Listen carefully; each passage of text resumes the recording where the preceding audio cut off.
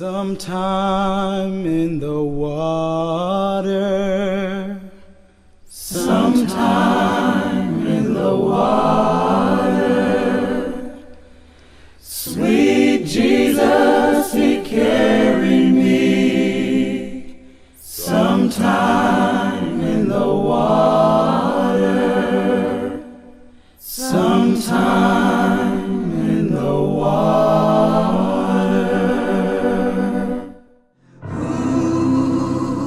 The Emancipation Proclamation was signed by President Abraham Lincoln on January 1, 1863, officially declaring the freedom of over 3.5 million black slaves.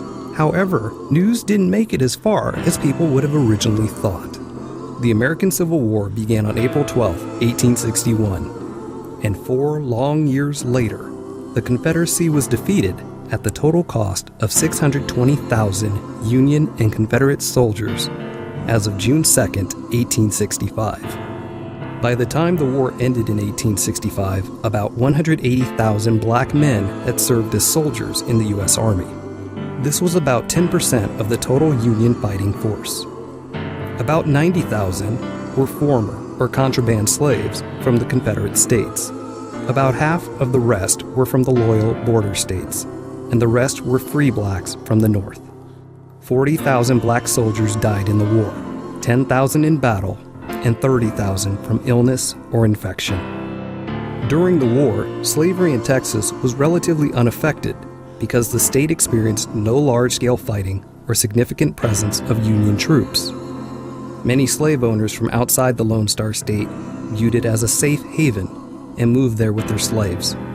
After the war came to a close in the spring of 1865, with General Granger's arrival in Galveston to announce that the Civil War had ended, signaled freedom for Texas's 250,000 slaves, they had no idea that their freedom had been secured by the government. On June 19, 1865, General Granger made the following announcement, which read as follows. The people of Texas are informed that, in accordance with a proclamation from the Executive of the United States, all slaves are free. This involves an absolute equality of personal rights and rights of property between former masters and slaves, and the connection heretofore existing between them becomes that between employer and hired labor. The freedmen are advised to remain quietly at their present homes and work for wages.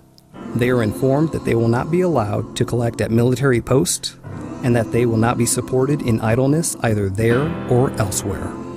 Celebrations broke out among newly freed blacks, although emancipation didn't happen overnight for everyone. On plantations, masters had to decide when and how to announce the news or wait for a government agent to arrive. In some cases, slave owners withheld the information until after harvest season. Even in Galveston, the ex-Confederate mayor flouted the army by forcing the freed people back to work. Those who acted on the news did so at their peril. Many men and women were lynched or shot in their attempts to pursue their newfound freedom. In one extreme case, according to Hayes Turner, a former slave named Katie Darling continued working for her mistress another 6 years. According to Darling, her mistress whipped her after the war just like she did before. Hardly the recipe for a celebration, which is what makes the story of Juneteenth all the more remarkable. Defying confusion and delay, terror and violence, the newly freed black men and women of Texas, with the aid of the Freedmen's Bureau, itself delayed from arriving until September 1865, now had a date to rally around.